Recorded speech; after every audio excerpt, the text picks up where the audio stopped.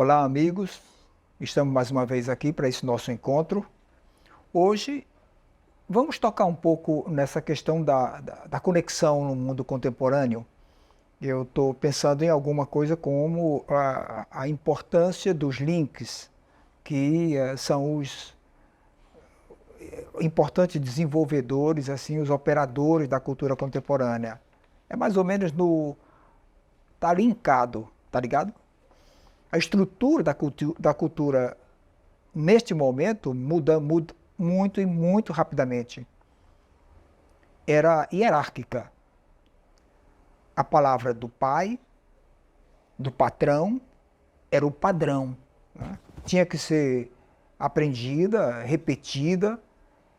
e repetida em tom dominante, né? Como um dogma. Um discurso que não admitia dúvida. Nosso momento é mais, digamos, hamletiano. Será? Não se aceita ou se resigna a um destino. Não é? Cada qual quer a liberdade de explorar seus possíveis. Duvido, logo existo. Claro, porque se repito, qualquer que seja o modelo ou padrão, renego o que é em mim o mais singular. Quase podemos dizer, quem nunca duvida, não pensa, repete. No modelo pai, patrão, padrão. No belo livro de Michel Serres, Ramos, essas derivas ainda se chamam ramos. Mas por que não pensá-las hoje enquanto links? Os links deslocam as estruturas de poder, deshierarquizam e assim os saberes fraternizam de um modo mais dinâmico. E mais, eles surpreendem com afinidades antes impensadas entre as disciplinas, entre os ângulos de percepção de mundo. E mais, isso dá ao pensamento uma mobilidade de extrema riqueza criativa, né? Portanto, estamos formatando a cultura de um outro modo, né? Vamos perdendo a pretensão de dominar o mundo, né? E confiar essa tarefa só a Deus ou a um governo, a um guru, né? É bem possível até, fico pensando calado, é bem possível até que o sucesso dos livros de autoajuda, dos influenciadores, das tantas palestras que rolam por aí, de direcionamento de toda ordem, advenha justo daí, do esgotamento dos grandes discursos, né? Esses grandes discursos anteriores davam uma impressão de certeza, eram indubitáveis, né? As palavras de ordem do partido, da religião oficial, da estreiteza interpretativa de determinados clássicos, né? O tempo pede revisão de tudo. E isso especialmente porque a tecnologia ajuda. Desde os anos 70, a força da palavra está presente. A força da linguagem foi posta em questão. Como em Cecília. Ai, palavras, estranha potência a vossa. Sois o sonho, sois a audácia, calúnia, fúria, derrota. A linguagem é tudo isso. E a gente só se deu conta quando a mídia acelerou o poder deletério, o potencial da linguagem. Uma observação de Tiago Fontes permite hoje um link com o momento em que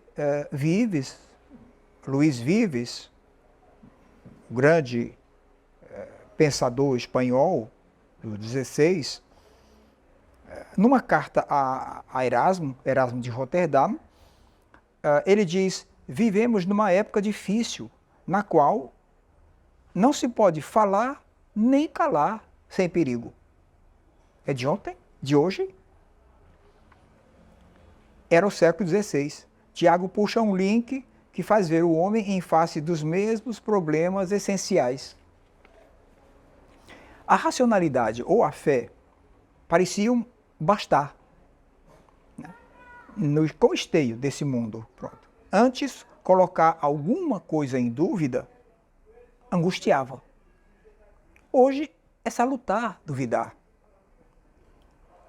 No salto à vara, o atleta parece retroceder no ar, enquanto se joga para mais adiante, para ir mais longe. Então, os links da cultura de hoje permitem mais liberdade, mais ousadia, invenção. Volto à palavra procedural, né? Ela vem do direito tanto quanto da informática, né? É quando a gente retoma uma forma de saber com um certo cuidado de sabedoria, que a sabedoria é a forma de usar o saber, que agora desloca, reavalia, procede por passos que avançam, retrocedem, saltam e assim surpreendem. Como toda criação verdadeira. O livro muito substancioso de Eduardo Giannetti ousa fazer um link, quando necessário, entre tal percepção de um clássico, como Aristóteles, por exemplo, e Lupicínio Rodrigues, por que não? Né? Da canção popular. O ontem e o hoje se encontram na percepção de aspectos da condição humana. Né? O livro do Giannetti é O Auto-Engano. É um livro muito, muito interessante, substancioso e leve. Antes, as coisas sofriam de certezas supostas, né? No modo de lista de compras, a gente vai para o supermercado e descobre precisar do que nem pensou antes. Mas com as leis é a mesma coisa, né? A gente esquece quando uma lei se impõe, em que momento ela foi criada, em que circunstância, é preciso só historicizar. Então, nada é permanente, nada se propõe ser eterno. Tudo foi levado pelas circunstâncias. Então, são, a seu modo, esses links, os verdadeiros operadores da cultura contemporânea. Tem que estar linkado, tá ligado? Então, porque esses links, eles tentam, experimentam, eles recebem e elaboram o que recebem, reformatam e emitem como criação. Isso sim refaz o mundo. Através dos links, acorda uma consciência nova. Michel Serres, que eu trago aqui para esse encontro, para a discussão, é porque é um filósofo de um modo novo. É um filósofo, ele não é novo. Ele morreu já com quase 90 anos, mas é um filósofo novíssimo, porque é alguém que conjuga muito bem a ciência e as humanidades, certo? É um filósofo muito linkado no mundo contemporâneo, certo? Então é importante ver como ele percebe o mundo não como uma imposição de saberes, mas como uma busca. E ela é justamente a busca no sentido montaniano. Não nos cabe a verdade, mas nossa exigência é a busca da verdade. Michel Serres é isso. E ele recebe todo esse aparato da tecnologia atual e ele acolhe isso muito bem porque ele sabe que isso dinamiza o pensamento e, sobretudo, a criação contemporânea. Então, os livros de Michel Serres estão todos eixados num problema central, que é fazer links para surpreender ângulos novos, criativos, na forma de perceber o mundo. E talvez a característica mais importante do Michel Serres é que ele é um homem que pensa não por conceito, mas por metáforas, por a linguagem, certo? Então ele dá à linguagem uma mobilidade extraordinária. Então aquilo que se fazia antes de um modo não procedural, mas com um pensamento linear, analítico, sistemático, nele é exatamente o oposto. Ele não crê no sistema, ele crê na aventura do pensamento, na aventura da análise, que toca em tudo. com muito cuidado e, sobretudo, ele tem uma linguagem extremamente poética. Então ele junta o cuidado com a ciência e até a acuidade na percepção com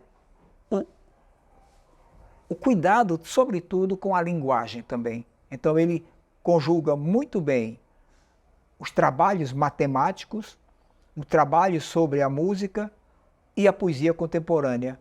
A poesia que está na tecnologia, ou que essa tecnologia permite. É um filósofo de mão cheia, mas é sobretudo um filósofo contemporâneo. Ele vai ser contemporâneo durante muito tempo pela leveza com que ele faz filosofia. Eu descobri Michel Serres, e foi de fato foi um achado, quando trabalhava ainda na Universidade de Manaus. Nós tínhamos um projeto que era um projeto interdisciplinar, e a base era Michel Serres. Eu começava a descobrir Michel Serres como se vai avançando na própria ignorância. Eu não sabia quanta possibilidade tinha esses links que ele sugeria. Então eu comecei a ler os grandes textos dele sobre filosofia contemporânea, né? E depois ele, juntando isso tudo, ele fez uma história da filosofia de língua francesa, e aliás é interessante porque ele mostra que os filósofos franceses, todos eles estão preocupados com a linguagem, diferente da filosofia alemã, né? Kant não é alguém que se preocupe demais com a linguagem, Hegel tampouco. Mas na literatura francesa, a literatura e a filosofia andam juntos. Porque Pascal escreve magnificamente bem, Montaigne, mesmo modo. O Descartes é alguém que escreve um tratado das paixões que é de uma beleza de linguagem muito grande, que logo a poesia vai acompanhando a filosofia francesa. Eu encontrei isso, eu descobri isso em Michel Serres. E aí fiz um companheiro de estrada. O livro Ramos faz parte de uma trilogia, né? Ramos era o final de uma trilogia em que ele estava trabalhando, mostrando com muita acuidade a importância justamente dos links, como as disciplinas se encontram, né? Quando na minha geração as coisas eram muito mais departamentais, divididas, né? Então, é como se a gente dissesse, olha, isso aqui é história, isso aqui é literatura, isso aqui é quântica, né? Ora, Michel Serres vem e diz, olha, em tudo isso há um link possível que aclara. Então você vai percebendo e você vai enriquecendo a percepção. A filosofia se enriquece enquanto ela desce para ver as coisas do mundo. E a metafísica dele, como a de Montaigne, está muito ligado à física, ao concreto, ao mundo, ao viver. O livro que mais me toca do Michel Serres é justamente a Filosofia Mestiça, né? Filosofia Mestiça, em francês é le tiers instruit, quer dizer, é o terceiro, que é o terceiro instruído, ou seja, é sempre nem é isso e aquilo, mas é isso e aquilo, levando a uma outra percepção, uma outra coisa, que é o terceiro. Então ele chama isso filosofia mestiça. É aquela que precisa juntar elementos, compósitos, portanto, para uma descoberta, para uma angulação nova do mundo, certo? Enquanto que um sistema não permite isso. Os sistemas são lineares, os sistemas são sintéticos. O Michel Serres é sintético, mas é brilhantemente poético, certo? E então ele faz uma filosofia, desde a filosofia mestiça, que foi um livro que teve um enorme sucesso na França, porque era desconcertante. Era desconcertante ver um grande filósofo da academia francesa falar de ciência com uma leveza enorme, receber toda a carga da tecnologia atual com um enorme bom humor.